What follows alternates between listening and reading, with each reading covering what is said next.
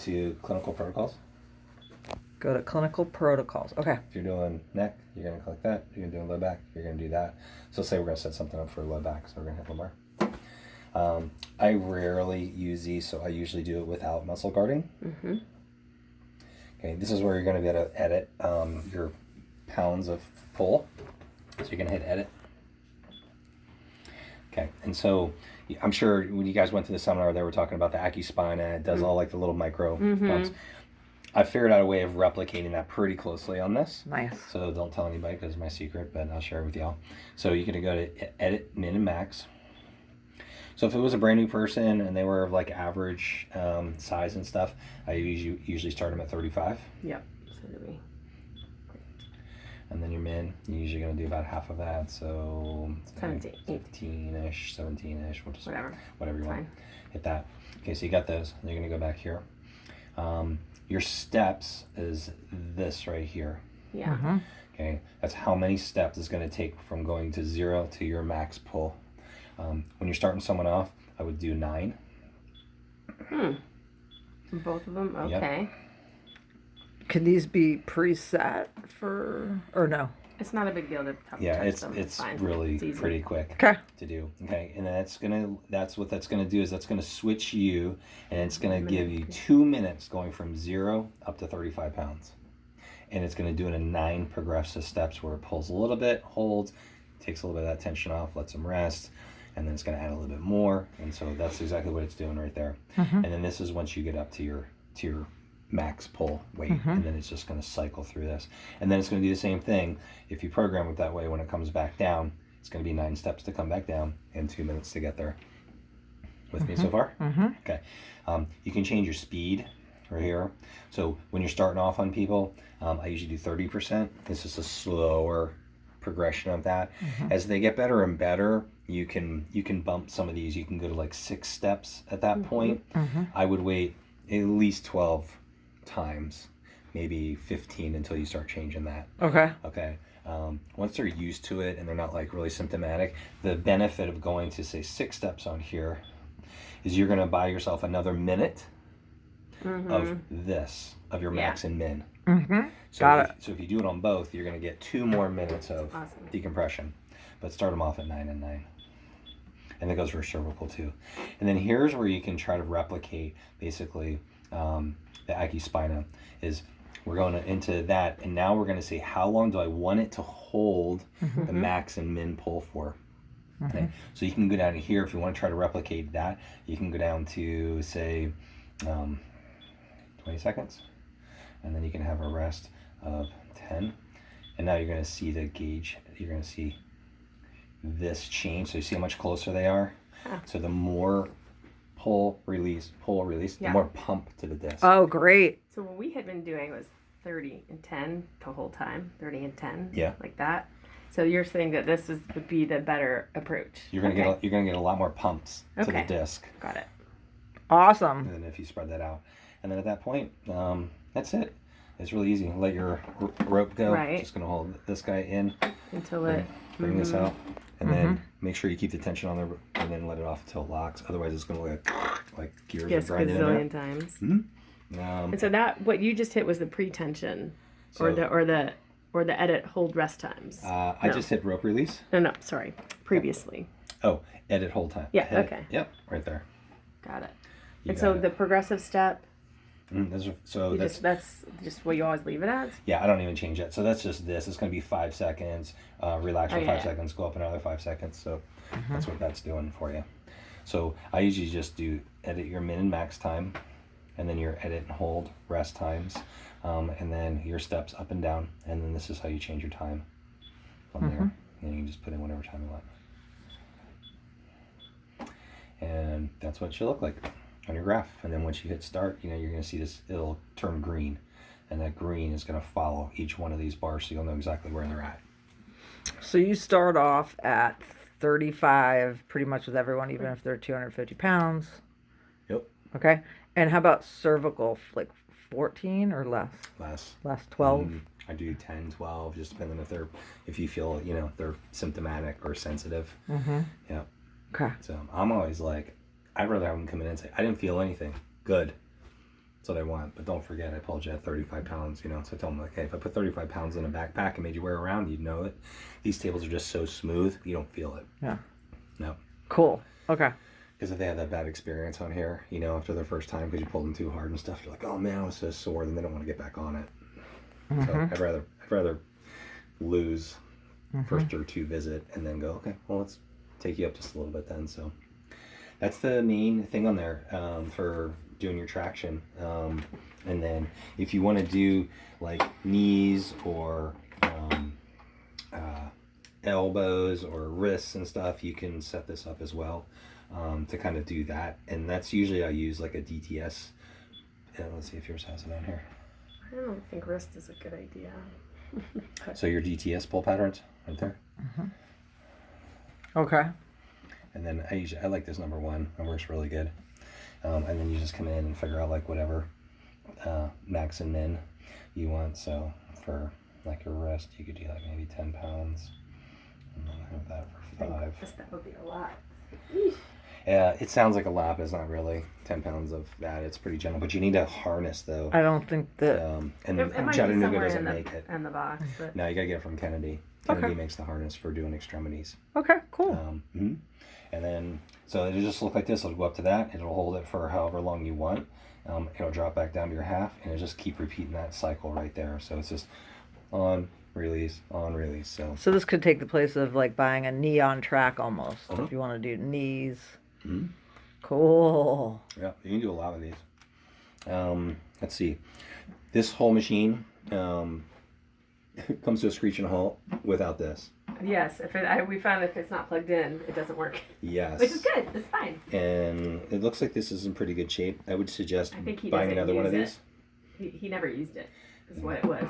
That's what what's his name says all the time. It's like, you only find these used for one of two reasons: either they're broken, or a person didn't know how to use it and market it. Where he's like, he didn't want people to use it because they would kick it, they push it, thinking that they're getting help. Yeah, versus... like it was like a help button, but you could easily just say. So I'll tell you what you say is, you want to drape it across their waist. Don't have them hold it, because they drop it all the time. And they can't get it once it's on the floor and your table's up. So I just say, here, I'm gonna put this across you. And I always tell them, I said, listen, if for any reason you want it to stop, you want to get off the machine, it doesn't feel right, the belt's too tight to use, something like that, anything, please push the button. I want them to do it. Okay, I want them to feel secure pushing the button. I said, I'd rather come in here and reset you all up so that it's a perfect treatment for you that you've invested in and get it right for you, than you not feeling comfortable on here and you just feel like you're going to muscle through it. No, so yeah, please very. push the button. I want to give them that confidence to do it, because people are afraid to push the button. Does this one sound like a big loud noise like the other one? That's it right there. Nice. So you just got to listen for it, get kind of in tune, because it's not super loud. And I don't know, I think there's a way in here that you can make it a little bit louder, but that's kind of about that. Cool. And it'll keep doing that until you come in here. Oh, that's good. Yep. That's actually good. So cross their waist. Don't have them hold it. And then what else? I would get an extra one of these, buy a spare, because if somebody, it's only this little 1/8" plug, and you can already see like how it's kind of bent. And just in this little like headphone jack thing, if for some reason, if someone busts it off or hits it, you can't use this machine. You're screwed like for days until you can get this little part. So that's a great little. Buy an extra one and just keep it on hand. Great. That's a really smart idea.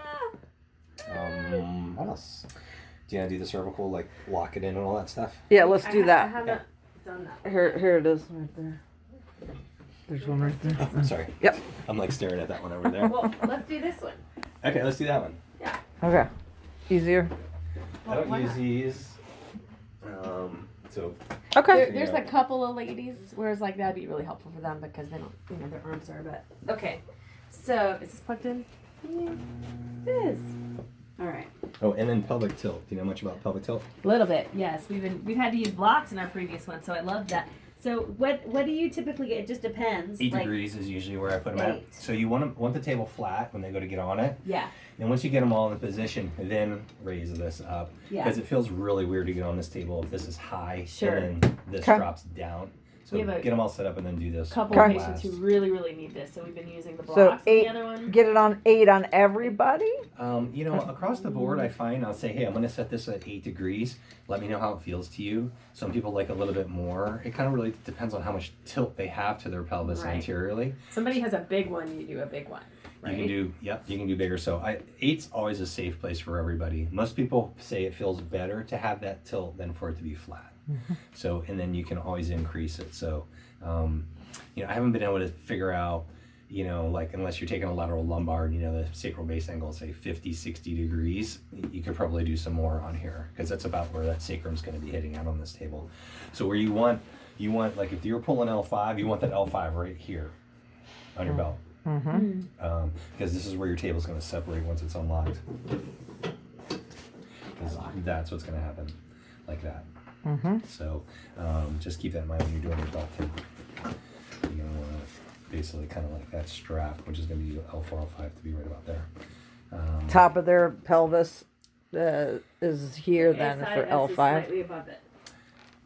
Say it to me again, Melissa. Would the top of the iliac crest here and the L5?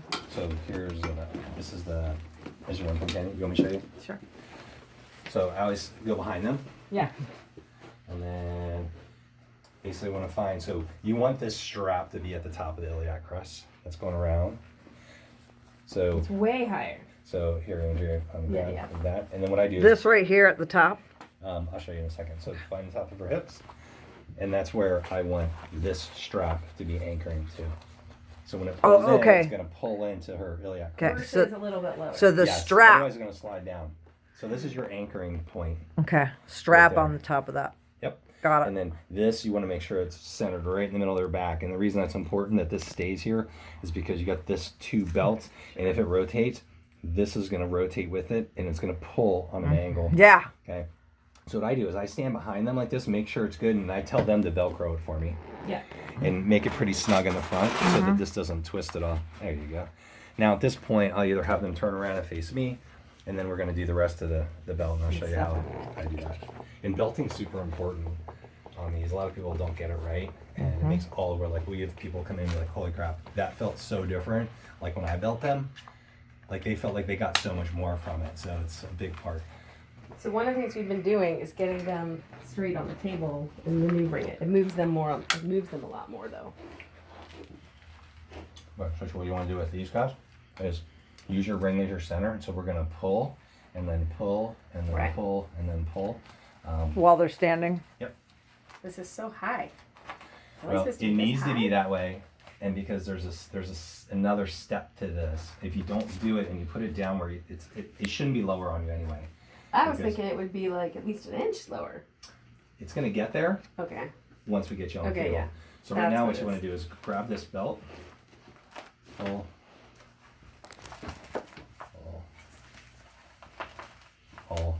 Well, it's so tight.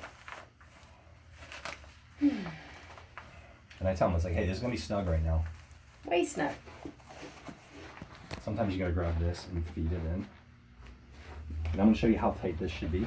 That's too loose, just so you know. No way. Oh, yeah. That's freaking tight as shit. Oh, sorry, Aura. Where's Aura?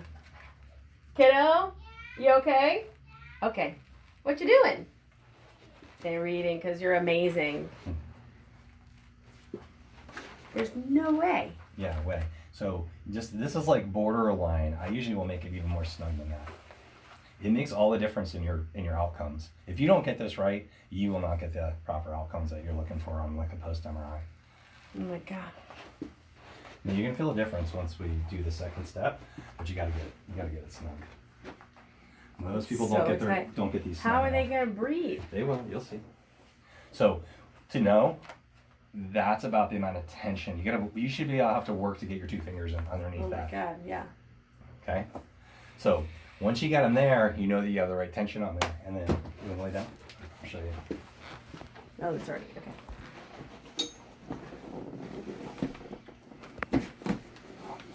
So always bring your table up so you don't have to bend over. Yeah. And I'll bring it all the way up as high as you can to do all the rest of this, and then you can adjust for whatever angle you need. Awesome. It's really tight.